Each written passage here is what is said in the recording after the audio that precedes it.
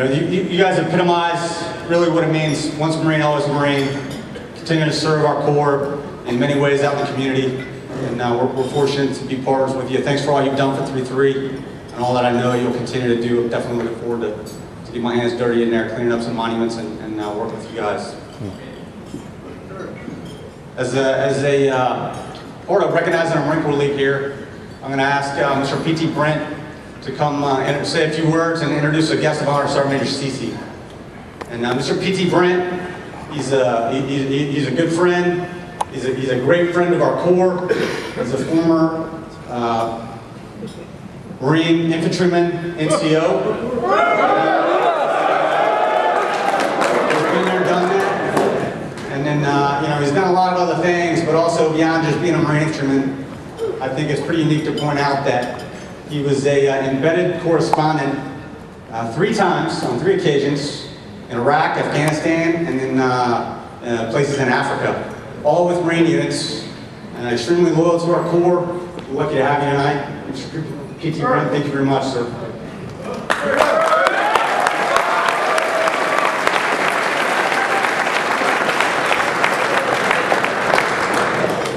Marines? Yeah, try to capture Marines? First, it's time to also thank Colonel Ben Reed. His job is to train about 900,000 Marines get ready to go to war. And you just came from Pakaloa, PTA. I was up there a couple years ago, and I've also been with Marines in many faraway places. And let me tell you, I'm not sure I ever wore the same fabric, the same uniform. Our Marines today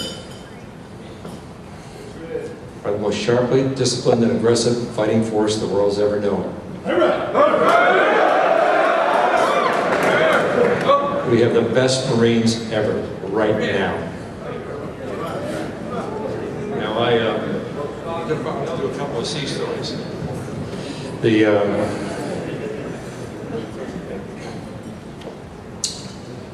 I was asking another colonel named James Reed, retired down in Texas, who also worked at the 3rd Marines for a while, and he told me, and a friend of his also, they're not here tonight, Colonel Walt Ford, because they're both at the commemorative anniversary of World War I in Paris, France. And a couple of days ago, when I was having lunch at the Cape, I found out, somebody started scuttlebutt, that they were company commanders working under General Lejeune back at that war. But to figure that out. And Colonel Reed, that's Jim Reed, he told me that when you talk to Marines or a birthday, you must have a good sea story. Does anybody here know the definition of a good sea story? Or you, Sergeant Major? Sergeant Major Noel told me, and you'll remember this in a minute, a good sea story didn't let reality get in the way, is that right? Okay.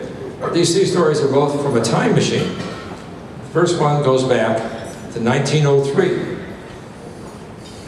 1903. General Christmas, the founder of our museum, told me when a Marine, the name of the story is Once a Marine. He said when a Marine arrives at Quantico, a new recruit, or arrives at Paris Island, the only boot camp,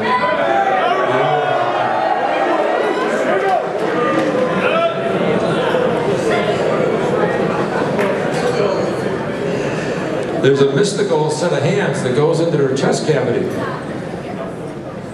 And it opens it up, and a small branding iron goes in there and puts the eagle globe and anchor on their heart. Well, I have a case like that occurred back in 1903. A young man named Michael. His parents, Patrick and Diane, had just come here from County Donegal, Ireland, and they had a son and a couple of other daughters, and things were kind of rough. And 3 years later, when Michael was 3 years old, his mother died. So his father shipped him and his daughters to a family, some relatives out in Great Falls, Montana. Things were rough out there, and Michael was unhappy. So he ran away from home a few times, went into a state orphanage a couple of years, then ran away from home more. Finally, when he's 14 years old, he joins the U.S. Navy. those corpsmen are pretty good guys. And he joins the Navy, and a few months later they find out he's 14 and they discharge him. Comes home after another year or two, he joins the Army and serves 2 years in the Army, gets an honorary discharge, comes home.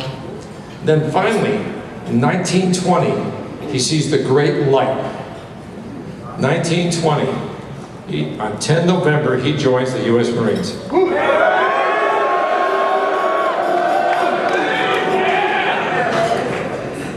Thought you might like that. Then, so he goes away, becomes a China Marine, is in the Philippines for the insurrections there. Finally comes back to Montana. Things are kind of rough. So he goes to the copper mines. He's had no education. Goes to the copper mines. He becomes a mucker. Now, I don't know what a mucker does. Do you know, Sergeant Major? Sergeant Major's working. Okay, well, I don't know what a mucker does, but I don't want to be one. So, but he meets a young lady named Maureen. She's a high school teacher, and they get married. And she kind of helps out on his education. Before you know it, without having attended high school for one day, she has him in the University of Montana, and he graduates, goes on for a master's degree, tries to be a high school teacher, the Ku Klux Klan won't let him. So then he goes and becomes a college professor. Finally, after a couple of years, he runs for the U.S. Congress and loses. Just like a Marine, he went and ran again. And he gets elected, serves 10 years in the House of Representatives in D.C. Then he gets elected to the Senate, serves 24 years as a senator. In fact, for 16 years, he is was the longest running leader of the Senate. And during that time, he passed the first legislation on equal rights. And in the late 40s, when Harry Truman was trying to get rid of the Marine Corps, he passed the Douglas-Mansfield Act, which guaranteed 3 Marine divisions and 3 Marine Air Wings forever.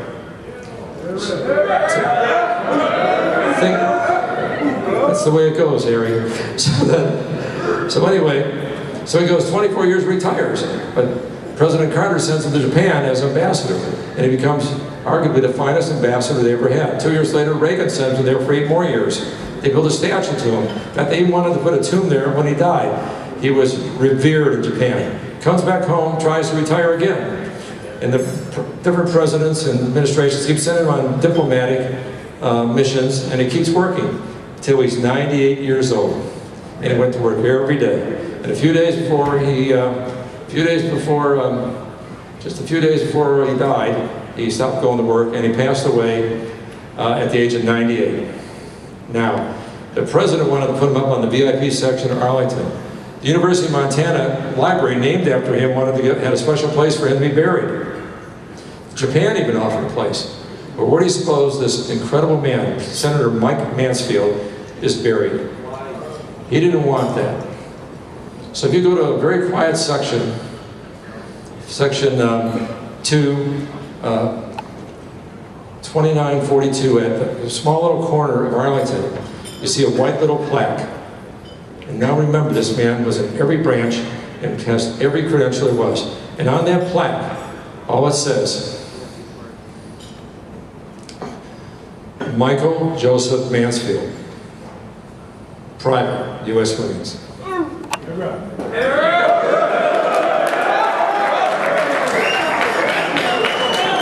Next time you hear taps being played, think about that lone Marine in Arlington. Now, I have one more short sea story that someone's going to pay the price on. Sergeant Major Cece. This is a time machine. We're going down in the future, the year 2060. We have a little farm out in Kapolei, and there's a really decrepit old man in green boots and camis and green t-shirt. He's on this tractor. And he's sitting there, and the tractor's all weathered. It's one of those John Deere's with a green and yellow one. It's got Sergeant Major Andrew Cece on it, but you can hardly read the name. It's got a Sergeant Major stripes. It's got OIG and OEF on it, a whole bunch of his credentials. The guy's punched every ticket it is. He's been to all the war zones, he's been to DI, he's got all sorts of stuff in the tractor, but it's all faded away. He's plowing along, and all of a sudden here's a big bang, and a bird falls out of the sky, falls between the tractor and the fence line. And then he looks up, and all of a sudden the big dude's coming down. About the guy about 6'5", one of those fancy guys with the shotgun shells and a big 16 gauge. And the guy says, "Hey, old timer, it's my bird. I'm coming over to get it." Then the sergeant major he's a really decrepit Hardy. The guy can hardly hang in there. It's pathetic. So he looks at the old timer and he says, "No, it's not my property. It's my bird." And the big guy says, "You know who I am? I'm Ralph Leibowitz. I'm the toughest New York attorney you're ever going to meet, and I'm going to litigate one side of your body down the other if I don't get my bird." The sergeant major says, well, here in Kapolei, we don't much about litigating, but we do the 3-kick rule. And the big guy says, "What's that?" He says, "Well, I get off the tractor and I kick you 3 times. You kick me 3 times. And whoever gives up first, the other guy gets the bird." The big 25-year-old looking guy looks at this pathetic wreck and says, "Okay." So he goes over, puts down his gear, stands there. Sergeant Major jumps off, and all of a sudden he's like a fusion of adrenaline. He looks like he's a 30-year-old awesome Marine again. I knew you'd like this part. Then he marches right up to that New York attorney. He takes his right boot and he plants it right where the Mississippi and Missouri meet. Wham! And the guy cripples over, and then he goes over and whacks him in the calf. And then the guy's in pain, and the guy falls on the deck. He goes over, one more kick right in the ribs. This lawyer's breathing and breathing. And he's trying to get his air, and finally, after about 5 minutes, he crawls over the fence, slowly gets up there, and he looks at the sergeant major and he says, "Okay, my turn." Sergeant major looks at him and says, "Nah, that's okay. You keep the bird." And I want to introduce you to the most critical rank in the Marine Corps, the one that always intimidated me the most, Sergeant Major Cece.